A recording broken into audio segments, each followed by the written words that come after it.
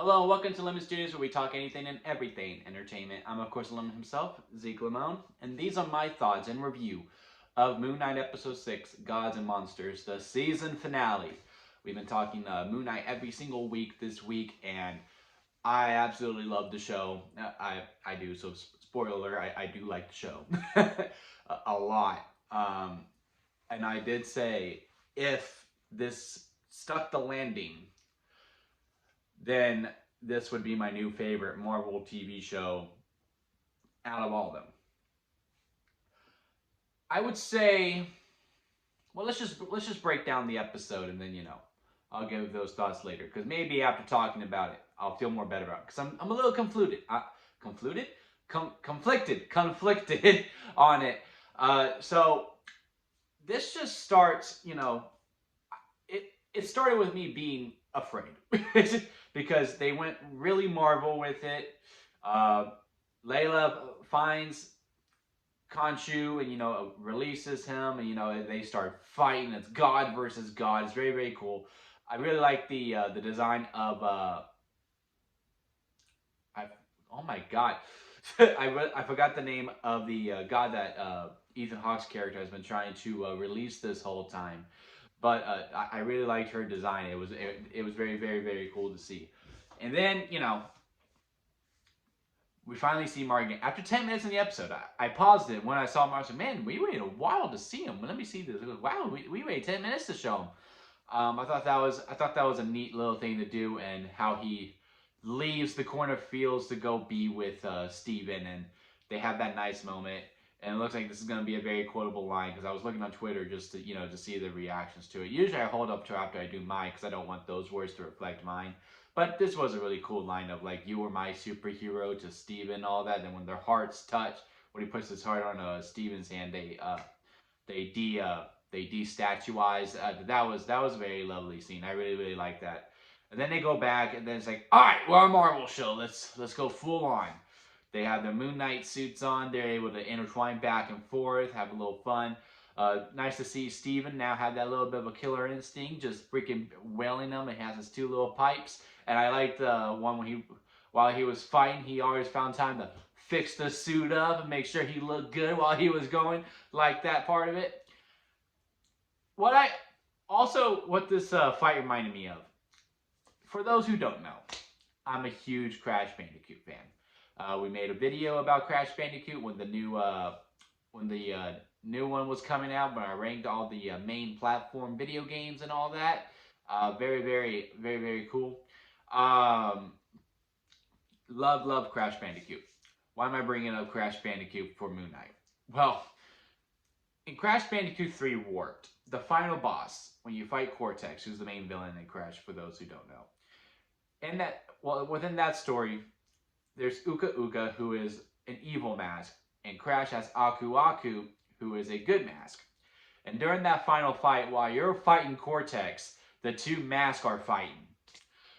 Now you see where I'm going with this, right? So this whole battle sequences really reminded me of that final fight between Crash and Cortex, with Khonshu and the other god fighting, duking it out, while Steven and Mark were fighting Ethan Hawke's character, along with Layla helping her. How she got a suit, and from my research, it looked like she doesn't get powers. I could be wrong on that, but she looked cool.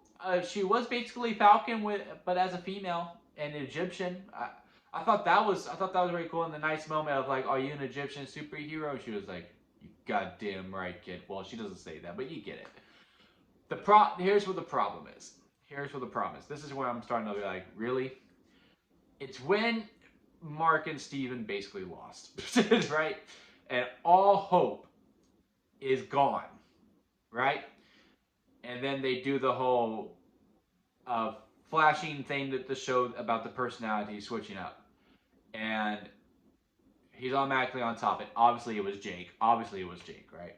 And Jake seems like he ain't gonna give two shits after that post-credit scene. He's like, he has no problem killing people.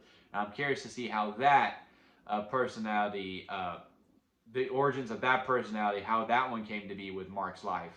Um, I just wish, you know, they didn't cut it. Like, let's see a different suit and see him wreak havoc. Like, it's just like, we don't know how Mark would get out of the situation, so we'll just do the cut thing.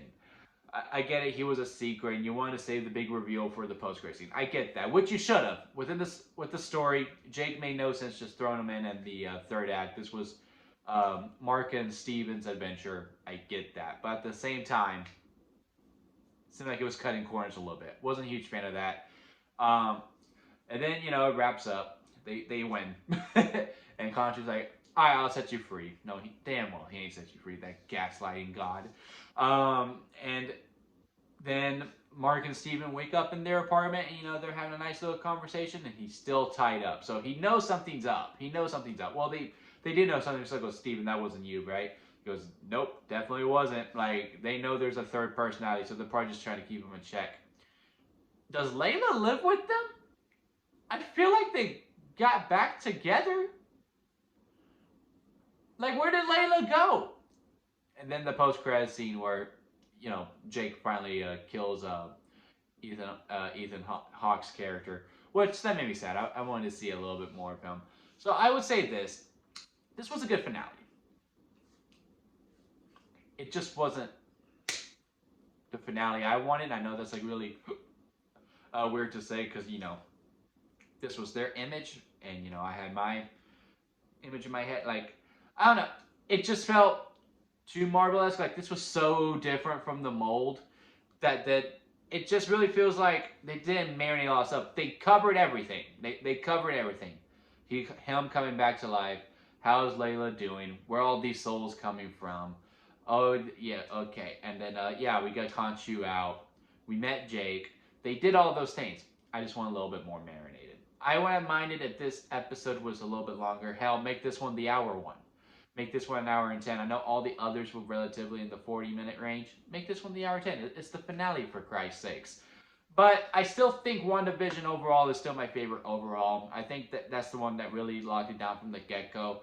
I know a lot of people don't like that finale. I actually don't. I actually don't mind it. I actually like that finale. But yeah, it's a good show. I enjoyed it. It just needed more time. A lot of the beats just felt rushed, and I just really didn't. I think that's the main thing. I just really didn't like how they just cut the fight to show that Mark was winning, and I just really wish we saw Jake Lockley's action. Also, I just really wanted to see his suit. But yeah, I mean, MoonKnight was good. I enjoyed MoonKnight. Love it. It is my second Marvel show of all of them, right behind WandaVision. And then Hawkeye's probably third from there. But that's enough about me. What did you think about Moon Knight and the finale in particular? Comment below and let me know your thoughts. If you like this video, hey, give it a thumbs up. And if you like me, hit that subscribe button as I'm trying to grow into my YouTube career. And that'll be it for me, guys. I'll see you here next time at Lemon Studios.